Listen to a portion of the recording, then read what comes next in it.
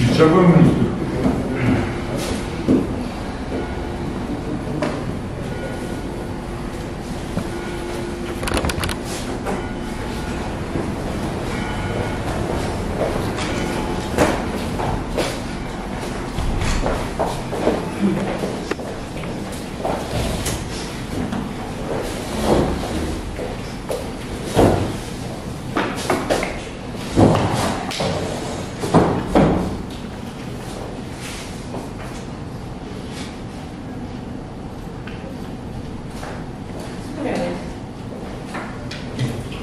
Добър ден.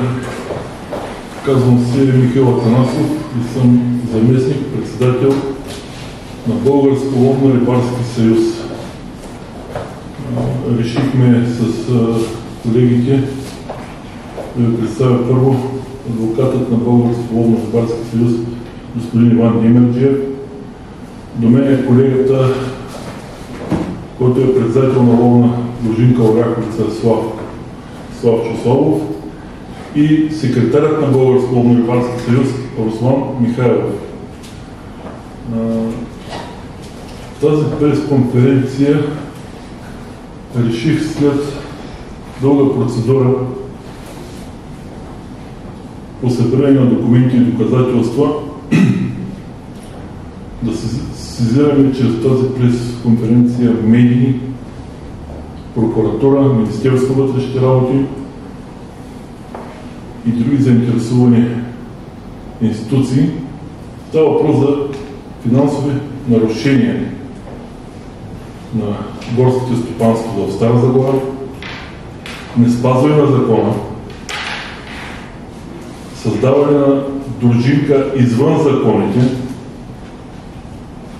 и редица още законосъобразни действия, които нямаме време да ги изброим и са в документи, които ще бъдат представени на прокуратурата. Първото, което е, ще дам думата на Славчо Славов. Става въпрос за една незаконна дружинка от 15 години. Лова незаконно, това е дружинка Третия върха, създадена от Държавно горско стопанство Стара Загора, РУК, в частност Зайков. Това е незаконна дружинка, която мога да докажа с документи от прокурор. След направена проверка 2015 година, този прокурор е дал негово становище, че тази дружинка е преустановила дейността си. Тя не съществува от 2015. Но до ден днешен тази дружинка лова. Едно от нещата. Второто е специално към Чергаланов, РУК. ГУД-ДГС, Държавно горско стопанство. Финансови злоупотреби доказани. 5 години. 5 години Сдружение Стара Загора не е плащало членски внос. Процент от бележките, 30% от бележките 5 години, от 2016 до 2020 не са пращани в Държавно горско стопанство.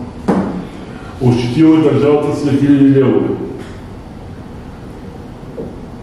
След тази пресконференция искаме директно оставката на Чергаланов, Зайков, Дим Чораев. Това всичко е съобразено с проверката и нещата тръгват отгоре надолу, като всеки от тях е допринесъл за тези финансови злоупотреби и беззаконие.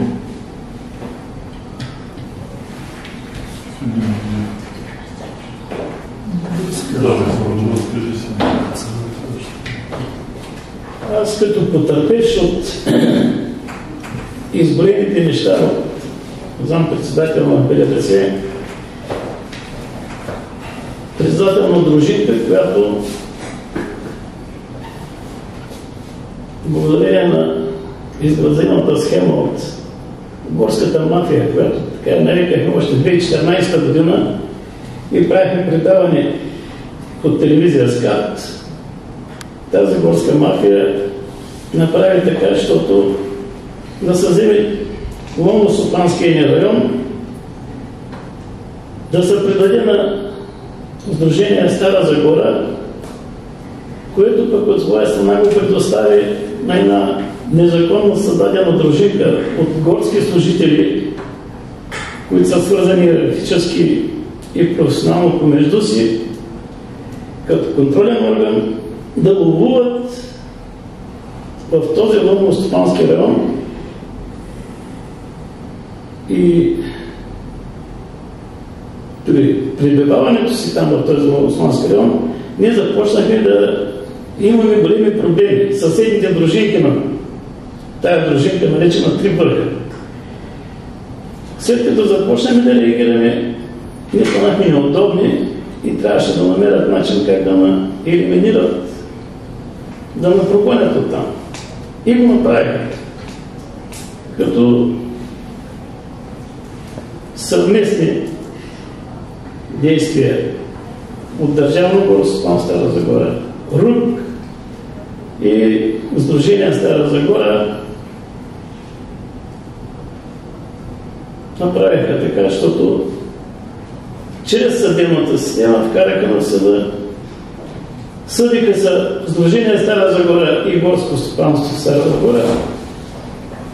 Ние бяхме привлечени като помощници на Горското стопанство. В крайна сметка Горското загуби делото и се прегърнаха с Сдружение Стара Загора, а пък ние бяхме прогонени от този ловно-стопански район. Това е просто, което разказах накратко, е благодарение на много противозаконни, незаконно съобразени заповеди и промяна на функциите на или статута на ловно-стопанския район, който е към 1200 хектара от ловно-стопанска район Оряховица.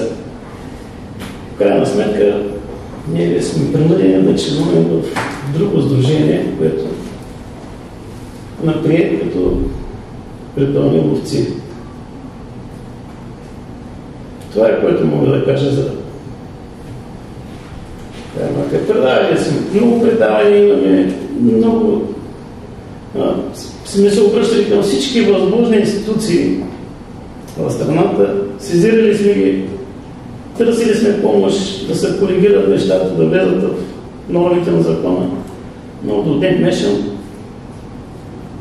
няма никакъв резултат. Затова искам да го направим обществено достояние. Нека хората да знаят обществеността на какво е способна горската мафия в Старозагорска област.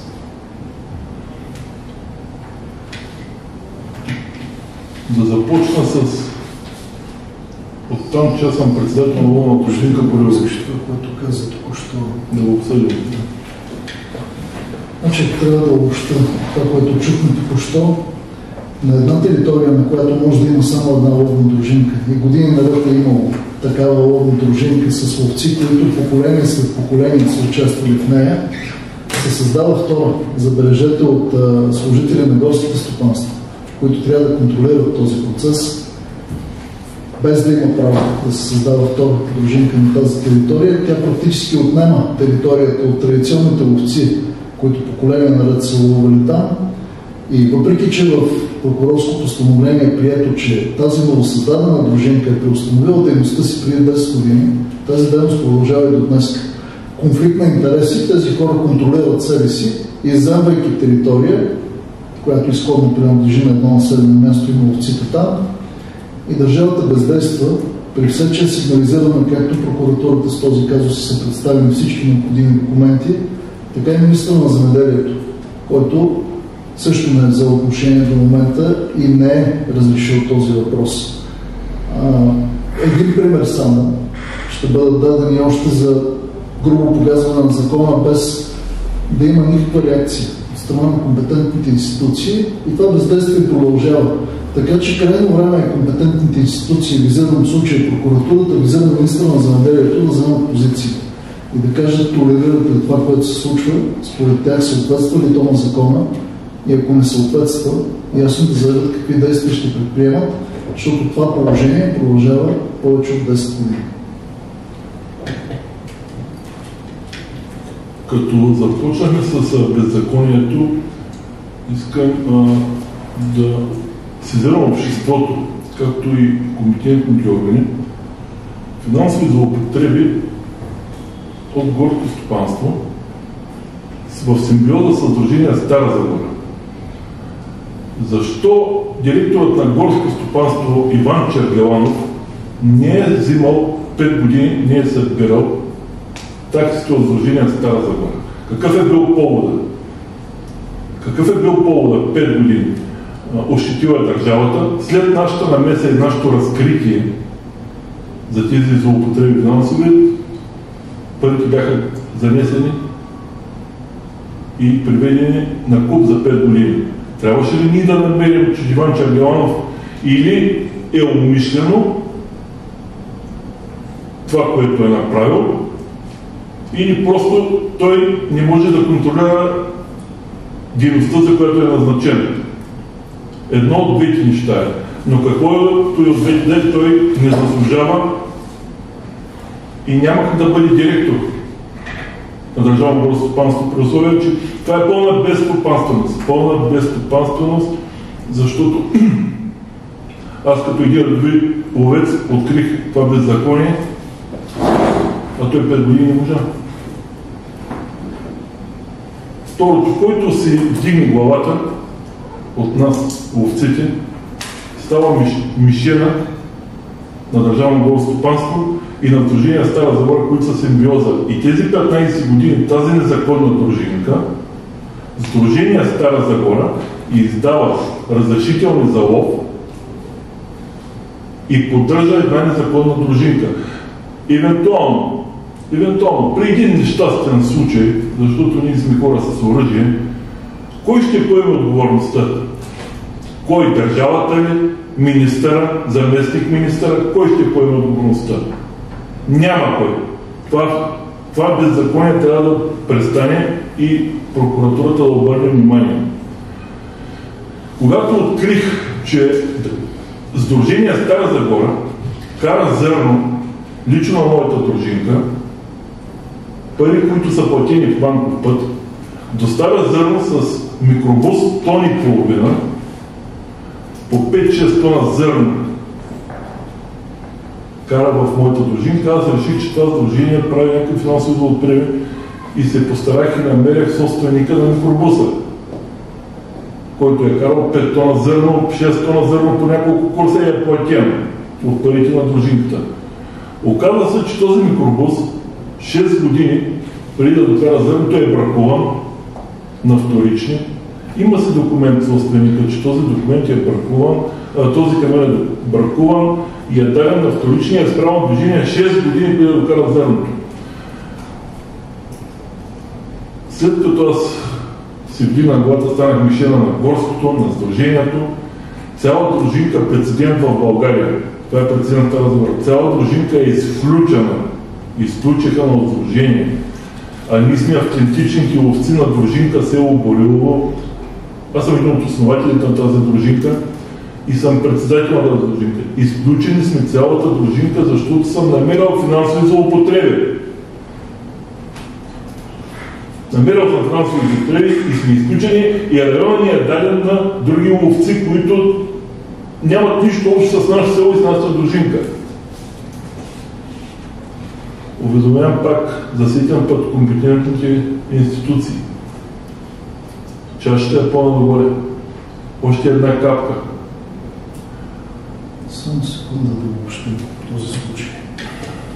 Надявам се, че случай е ясен, понеже често се поставя въпроса как се източва държавата. Ами ето ви един пример как се източва държавата. Когато с бракуван микробус, предаден на вторични суровини, т.е. спрямо движение отдавна, с вместимост тон и половина, ти правиш курсове по 6 тона, на всеки е ясно, че ти не правиш никакви курсове, отчиташ документално едни разходи и възниква въпроса къде отиват тези пари. И на този въпрос сезираната компетентна прокуратура, на която са предоставени всички документи, включително и тези, че въпросният бус е бракуван и че няма тази вместимост, до днес не е дала отговор. Крайно време е институциите в България да работят по всички въпроси по еднакъв начин. Не да обслужват интересите само на един човек и там да имат движение на някакви наказателни производства, а да обърнат внимание на всички случаи, в които е ясно дори за не-юристи какво се е случило и там да се приложи закона и да се понесе отговорност, защото тези схеми са много. Ще припомня една позабравена схема, която се разкрие за източване на такива средства през театрите, такива средства се източват през общините. Очевидно такива средства се източват и в този сектор. И за какво се използват тези средства е много интересен въпрос, но въпрос, на който отговор е ясен, е, че тези практики трябва да бъдат преустановени, ако искаме парите в държавния бюджет да отидат по предназначение и ако искаме да не се използват за избори или за други нелегитимни цели.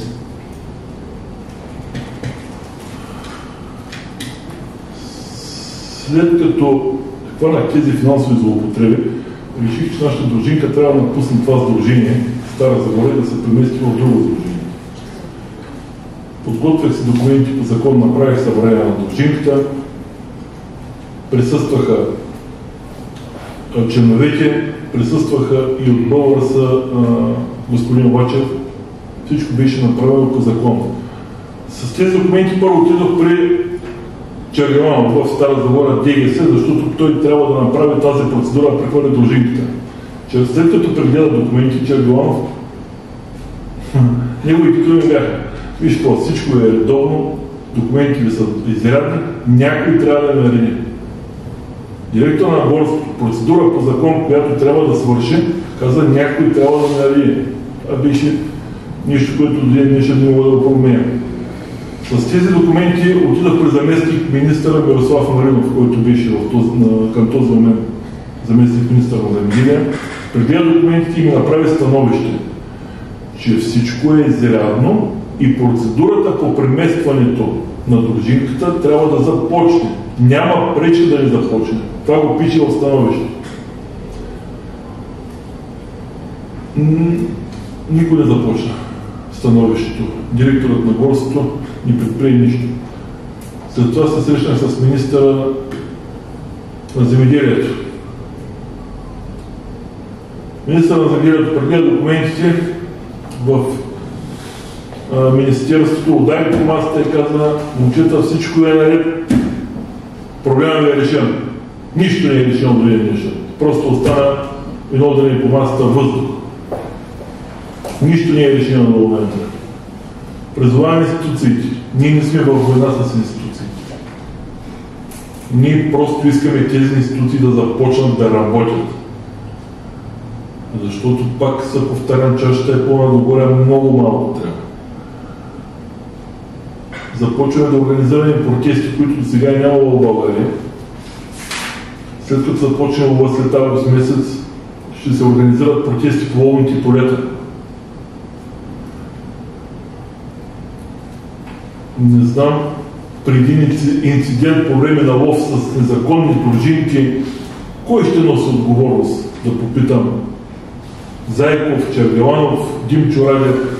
Кой носи отговорност преди инцидент с тази тяхната дружинка, която е направена от Горски? Кой ще носи отговорността преди инцидент? Никой. Никой. Всеки си измира църква. Това е още един пример как функционира държавата неправилно. Вместо да бъдат санкционирани тези, за които споменах преди малко, които с бракувания бус извозват зърно, фактурират и получават плащания за това, вместо да се предприемат действия тези практики да бъдат преустановени, Всъщност какво се прави? Атакува се ловната дружинка, подава сигнал за тези нередности и представила доказателства. Много често, за съжаление, ставаме свидетели в последните години, че когато се установи такъв проблем, когато някой го повдигне, когато някой запознае обществеността с него, негативните действия от страна на държавата се насочват към този някой, посочил проблема, а не към тези, които стоят за проблема и които продължават очевидно да се занимават с едни и същи практики, необезпокоявано, така без държавата да им обърне необходимото внимание и без компетентните държавни органи да предприемат действия в рамките на своите правомощия, така че да преустановят тези практики. Виновни са тези, които ги посочват, не са виновни тези, които ги извършват. Докато този абсурд продължава, ние не можем да претендираме, че сме правова държава, а ако не сме правова държава, пък не можем по никакъв начин да разчитаме, че имаме работещи институции и че имаме бъдеще като държава. Не може решенията на компетентните държавни органи да се основават на това, кой ще им се обади или ще им нареди нещо. Те трябва да се основават на закона. И когато очевидно закона не е мотив за съответния държавен орган или служител да изпълни задълженията си, един такъв държавен орган или служител няма място там, в съответната администрация или в съответния орган, който заема, и трябва да го освободи за хора, които са готови да следват и да спазват законите, а не за хора, които чакат някой да им се обади и да им нареди какво да направят в разрез с закона. В този ред на мисли, като заместник председател на Българския ловно-рибарски съюз, освен протести, които започват да се организират, лично искам оставката на Димчо Радев, югоизточно предприятие Сливен, Зайков, регионално управление по горите, и Иван Чергеланов, който е на горско-стопанска разговор. Заради това беззаконие,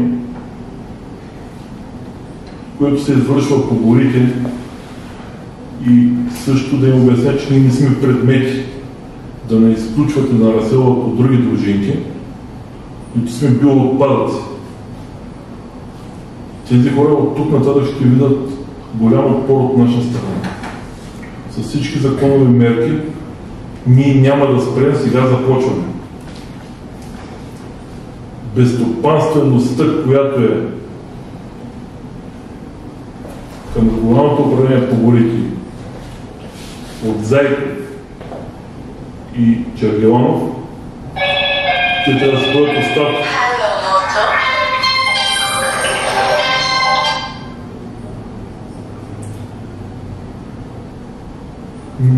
Просто не искаме тяхната оставка. За това беззаконие. За тези нарушения, които се извършват от години, това е абсолютно голямо нещо. Противозаконно да направиш дружинка незаконна, която има хора въоръжени. Въоръжени хора и мъже. За да съществува тази дружинка, трябва да минат през друга дружинка. Тя е незаконна. Отсякъде тази дружинка е заобиколена от други дружинки. Разбирате ли какво ви обяснявам? Че това е нещо много страшно. И после Зайков ще има ли коража да каже, аз го направих това нещо и затова стават тия убийства, не дай си Боже, и тем подобни. Няма да има коража. Ще има ли Чергеланов коража? Някой ми нареди пак. Кой ми нареди? Тази незаконна дружинка на основателите трябва да бъдат разследвани моментално и тази дружинка трябва да бъде сезиран обществото, сезиран прокуратура, сезиран президента на Република България. Имаме нужда от неговата подкрепа, имаме нужда от един човек, на който може да се разчита. Защото това е незаконна дружинка, която може да има нещастен случай и всички ще се измият ръцете. Това не е игра на футбол. Това са въоръжени мъже. Второ, дружинката, която е изключена незаконно, цялата доброволна дружинка Борилово е прецедент в цяла България. Ако тази дружинка не бъде преустановена, Лично аз организирам протести в село Горилово, няма да се ловува. Организирам протести като заместник председател на Българския рибарски съюз на ловните полета на село Горилово и село Раковица. Докато ни начуи държавата, аз няма да спра. Докато не се поправи това беззаконие, няма как да спра. Напротив, сега започвам. Ключово важно обаче компетентните държавни органи да си кажат мнението по този казус, както по много други. Твърде дълъг период от време е изтекал, в който те не заявяват позиции. Нека да чуем тази позиция, нека те ясно да се заявят за спазването на закона ли са, кой трябва да бъде санкциониран в тази ситуация, кой ще понесе отговорност, или те мълчаливо ще застанат за тези практики и ще ги подкрепят. Едва когато се заявят, а те трябва да направят час по-скоро, визирам прокуратурата, визирам министър на земеделието, тогава може да се прецени докъде стига отговорността за всички тези действия и бездействия.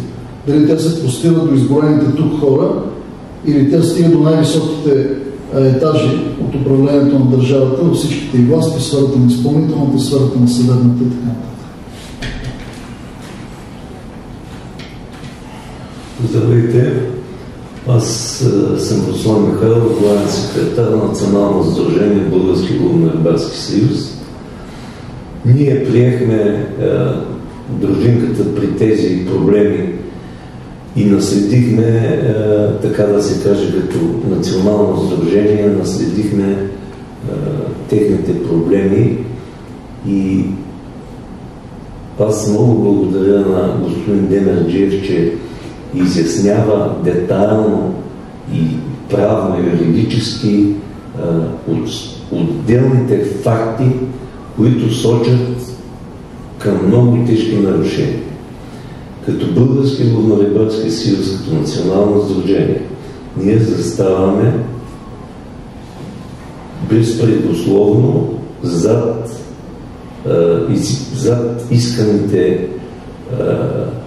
исканите действия от господата и ще могат да разчитат на нас до последния момент. Но искам да повторя господин Демерджиев. Твърде много фактите, които изброи господин Атанасов, натрупват твърде много проблеми, натрупват твърде много, да го кажем, нарушения. Държавната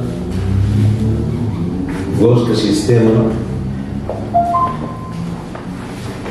е в основата на тези проблеми и наистина Министерството на земеделието и Изпълнителна агенция по горите, които по закон трябва да вземат и да разрешат поставените въпроси, трябва да се задействат в много бърз порядък. Благодаря ви. Може да зададем все пак въпрос, защото време да навършим. Значи, нека да уточним. Ясен и точен ми въпрос. Сезирали ли сте до сега компетентните органи за тези ваши съмнения или сигнали за злоупотреби? Кои органи сте сезирали? Има ли конкретни решения от този орган, които може да ни предоставят и да ни покажете? Защото иначе общи приказки. Сезирана е прокуратурата 3 години. 3 години разпити. Имаме счетоводителката, която е на Съюза на Стара Загора, Сийка Петрова, е потвърдила, че от 2016 до 2020 Ловно сдружение Стара Загора не е плащало на горското тези суми. Потвърдено е в полицията и е разпитано в прокуратурата. Сезирани сме, всички бях в една друга медия. Говорим за компетентни органи на медии. Това вече въпросът на учителя. Така, полицията сме се сезирали, разпитани сме. И сега нищо. Нито прокуратурата, нито полиция, никога не е. Нищо. Сезирал съм министъра, след като съм ходил при него. Кой обаче, защото сте тук? Така. И приключих до ден днешен. Тоест в момента водят ли се някакви дела? Само може ли да взема отношение? Значи прокуратурата е сезирана очевидно и прокуратурата извършва някакви действия. Тя очевидно разследва две много сложни престъпления. Дали са платени определени плащания за определен период, това 3 години. Според мен не може да се разследва, това се разследва за 3 месеца максимум. И второто много сложно престъпление, което разследва, е възможно ли с бракуван бус с вместимост 1,5 тона да се правят курсове по 6 тона, след като той е предаден на вторични суровини. И това се разследва 3 години. Ако така работи прокуратурата и за 3 години не може да изясни тия два проблема, възниква въпросът каква е полезността на тази организация, на този държавен орган и дали той работи защитавайки интересите на държавата или работи защитавайки едни определени интереси. Ето виждаме, че производствата се случват с дни, с часове и с седмици. Но тук по тези два много сложни въпроса, сложни в кавички и с тъжна усмивка го казвам, прокуратурата 3 години не може да даде отговор. Има ли извършено престъпление? Това е големият въпрос. И понеже питахте кой друг е сезиран, другия, който е сезиран, е министър на земеделието. Ако някой може да разреши кардинално ситуацията и да създаде необходимата организация, това е точно този държавен орган, стоящ най-високо в иерархията на изпълнителната власт.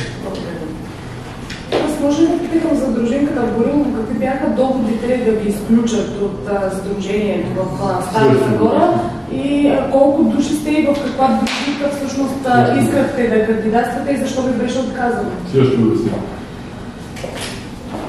Намерих едно финансово престъпление на сдружение Стара Загора, които с този същия бус, който ви говоря, са карали зърно на дружинка Борилово. Аз казах, че по-зърно не идва, защото съм председател на дружинката. Просто са взимани от нашите пари, защото сметката ни е в сдружението. Сметката ни пари са на сдружението. Взимани са от нашите пари, парите ги няма. Аз казвам, такова зърно никога не е идвало. Аз седя всичко, всичко е при мен. И след като съм кимна на главата, станах мишена. Казах, че по-зърно е карано в Борилово. 5 тона, 6 тона, 5 тона, 6 тона, по много пъти. След като попитах с какво е карано, ми изкараха, нали ви казах, и транспорт. Идеално. Това всичко го разсъди за 3 дни, не за 3 години от прокуратурата, за 3 дни. По документите на транспорта на него собственика, така няма такова нищо, ето ти документи. Извадим ксерокопия в мен са. Бракувал съм го, закарал съм го даже в село Иленино. Там на... Ето и документ за бракуване там и за част. 6 години преди това нищо, преди да докара зърното, са там в кавички, той е бракуван и е справен дължение. След като аз седим на главата, станах мишина, прецедя в България цялата дължинка на изключека. Изключека на заради подробване на авторитета. А такова нищо няма нито в устава, нито в закона. Подробване на авторитета и сме изключени цяла дължинка. Това нищо няма. Големия въпрос е и в какво се е изразило подробването на авторитета и кой е подробно авторитета на една организация или институция. Тези, които се занимават с подобни практики или тези, които ги огласяват. И явно тук така са преценили компетентните служители, че виновни са тези, които огласяват подобни практики.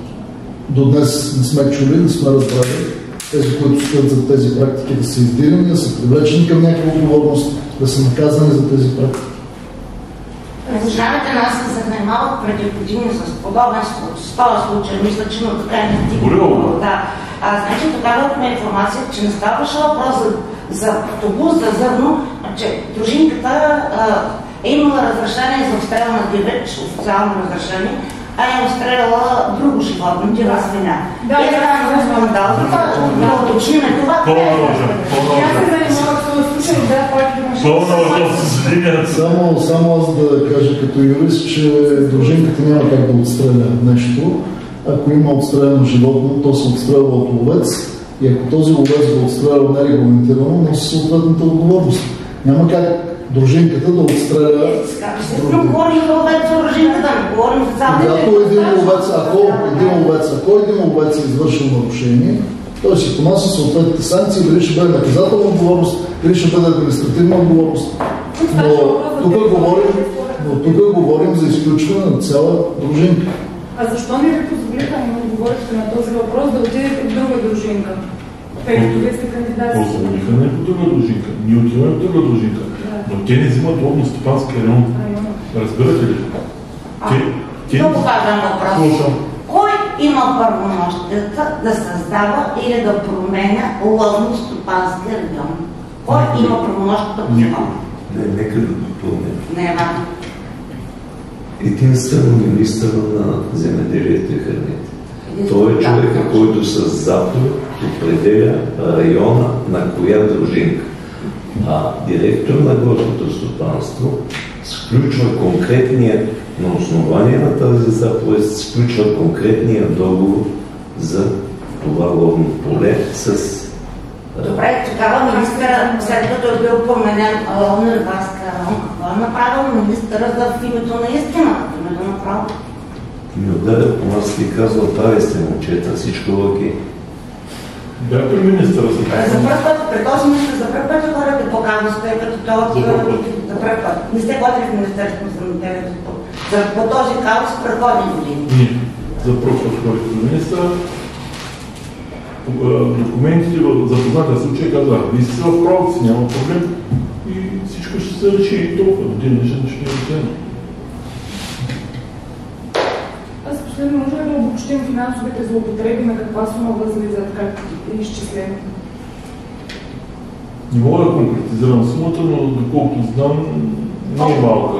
Не, над 20-30, но не знам колко точно. Не смисъл, половин милион, 10 хиляди, някакво. Не, над 20-30 е каза счетоводителка, която е разпитва, 20-30 хиляди. Но точната сума не я знам. Тъй като тя е разпитване, не могат да ми казват да конкретизират сумата. Тя е за няколко години и се извижда всяка година. Говоря само за едното или за двете неща. Чакай, за кои точно опитахте? Като цяло на колко възлизат финансовите злоупотреби? На сдружението или те са на много места. Тъй като казахте за държавно горско стопанство, за тях питам.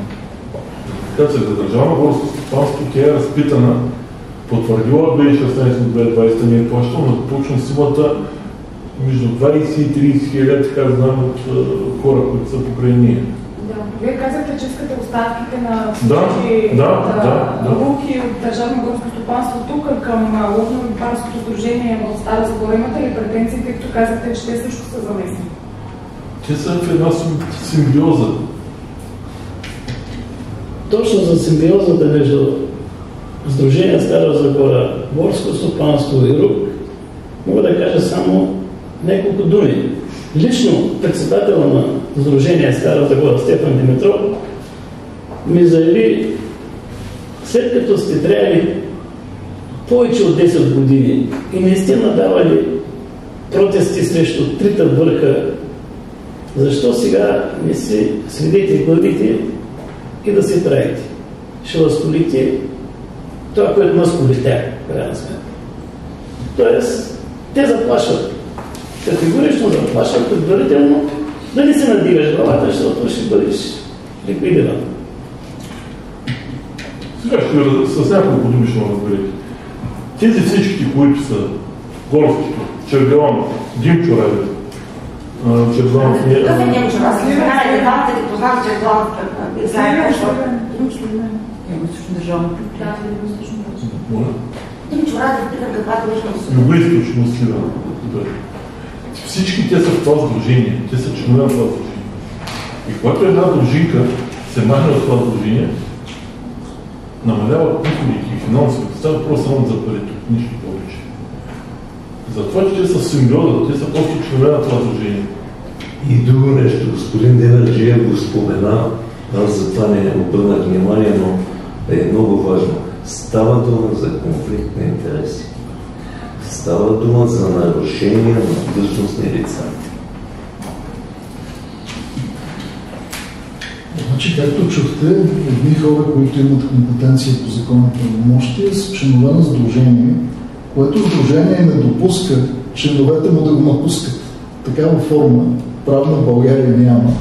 в която да влезеш в една организация доброволно, така е записано в Конституцията, влизането и излизането от такива организации е доброволно, и да не можеш да я напуснеш, защото нямаш санкция от организацията.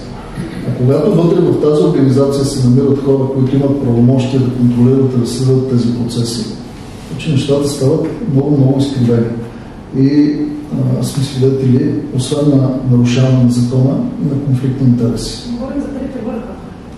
Не говорим за трите върха, тук говорим за напускането на едно сдружение от която и да е ловна дружинка. Сдружението не позволява, забележете. Това е пълен абсурд и е в разрез с нормите на Конституцията, ясно разписано. Всяка дружинка по силата на българската Конституция би трябвало да може доброволно да влезе в едно сдружение и по своя воля да го напусне. В случая не може да го напусне по своя воля, защото така са решили хората от сдружението, за които приходите от тези ловни дружинки очевидно са важни и трябва да бъдат запазени в разрез с изискванията на закона. И за жалост, вместо да обърнат внимание на тези процеси, държавните органи да ги санкционират и да ги прекратят, защото, пак казвам, тези действия са в разрез с българската Конституция, те по някакъв начин, къде е мълчаливо, къде е директно, ги толерират и подпомагат тези процеси. Така че не ми е известна друга сфера, в която сдружаването да не е доброволно, а да е доброзорно. Тук е такова. Може ли няколко думи да разясните какви са начините, по които смятате да протестирате? Казвате, че имате такава готовност. Такъв протест ще има за света в България. Да, ще има протест директно по ловни полета, да не може, защото автентичната дружинка, която сме ние, говорим за Горилово, от основателите в момента е изключена и има някакви нови ловци, които даже не знаят къде се намира селото. Но ще започне... Но доставят зърно. Доставят зърно и така, както не знаят къде се намира. Но протестът ще е по-интересен, който ще организирам, ще се протестира по ловните полета. Да не може да се ловува. В Горилово, в Оряховица и ако има на други места проблеми, просто... Значи да разбирам, че автентичната ловна дружинка в Горилово и съседните села ще осуетите всеки опит на трафиците да... Да, абсолютно законно, с всички законни норми, ще осуетим лова, където цари това беззаконие. Тоест, можем да заключим, че сте готови да застанете срещу едни въоръжени хора, които са решили да ловуват във вашите земи и територии, и да им попречите те да ловуват. Твърдо да. Аз мисля, че това е основната новина в случая и е крайно време държавата и пресконференция сме моля да се пресконференцията за медията, не за блокъри. Искаме много господин Атанасов. Вие член ли сте на управителна съвет на Българска ловно-рибарски съюз? Проверих търговския регулатор, защото пак е интересно хора казват пресконференция, за да дойдат пресконференция, което съм. Член ли сте на управителна съвет? Не сте. Аз съм заместник председател на Българска ловно-рибарска съюз. Българска ловно-рибарска съюз съм заместник председател. Защо? Защото не съм управител на съвет. Не, защото проверих който е. Това търговение като господин Дерман Джиров, като знам като бившия министър на МВР, познава мен много пъти сме правили пресконференция. И кажете, точно, искам конкретно попитайте, да. Нека да влезем в темата. Аз лично присъствах на форума. Аз не искам да прави финансово. Аз съм заместник председател. Значи аз лично присъствах на форума, на който господин Атанасов беше избран като заместник председател. Искате ли да напуснете през конференцията? Това, което се подигна като въпрос преди малко. И аз мисля, че е много съществено. Въпросът е такъв. Разбирам защо журналистите са... Аз започнах с това. Тези хора ловуват поколения наред там в тези села. Това са техните райони. Районите на техните бащи, деди и така нататък. Сега изведнъж държавата в разрез с всички законни правила ги вади от тези райони. Вади ги не защото са нарушили закона, защото са разкрили нарушения на закона, извършени от други. За назидание, за наказание, те се изваждат от тези райони и там се вкарват хора, които никога, никакъв повод нямат досег с тези ловни райони. Те нямат работа там. Те вероятно живеят някъде, вероятно имат корени някъде, вероятно на тия места има дружинки. И е правилно, и е редно да ловуват там, където са ловували бащите им, дедите им, ако са ловували изобщо.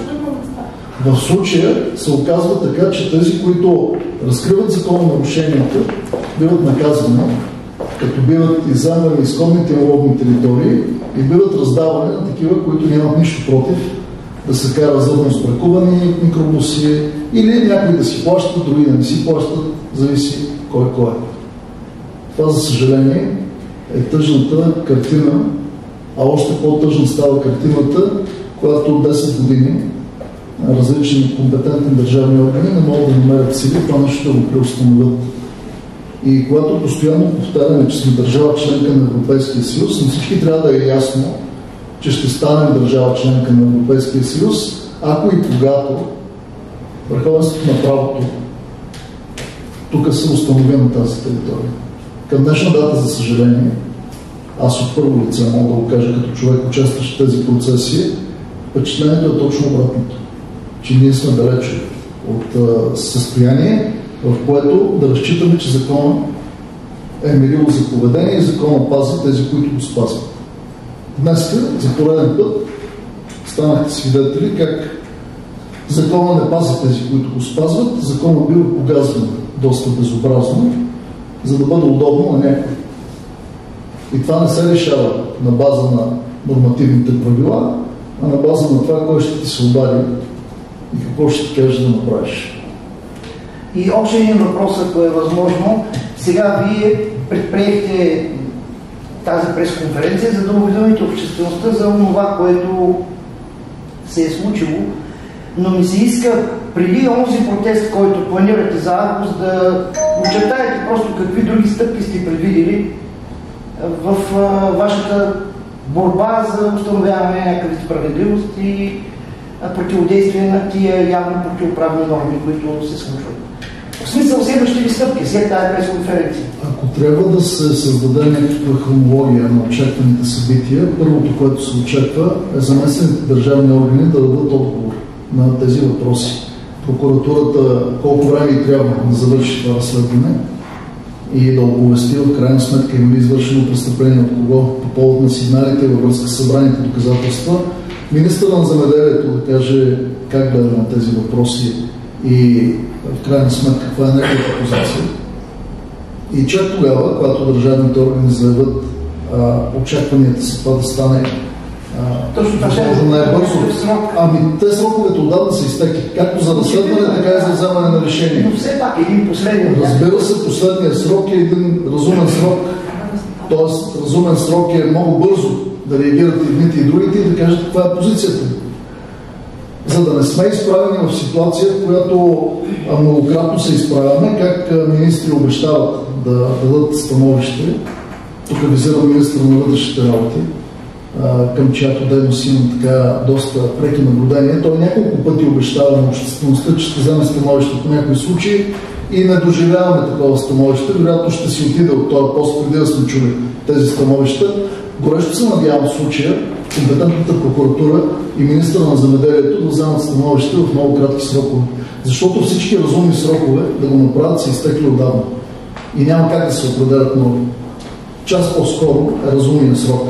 В зависимост от това дали ще вземат становище и какво ще бъде това становище, ще бъдат и следващите действия, тъй като това сме обсъждали всъщност с хората от Съюза и с хората, стоящи на тази маса.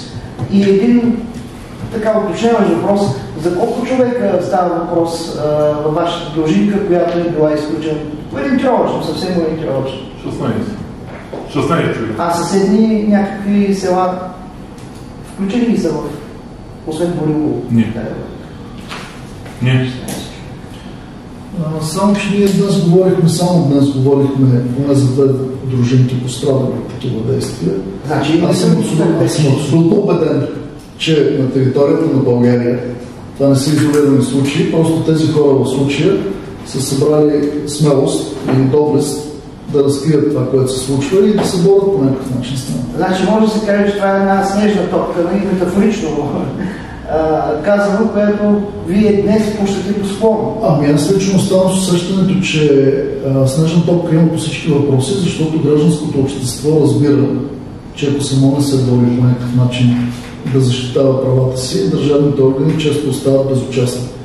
Така че, ако това е въпросът ви, да, аз виждам тук едно озряло гражданско общество в лицето на хората в този съюз, които искат да се борят за спазването на закон. И ще го направят. Благодаря.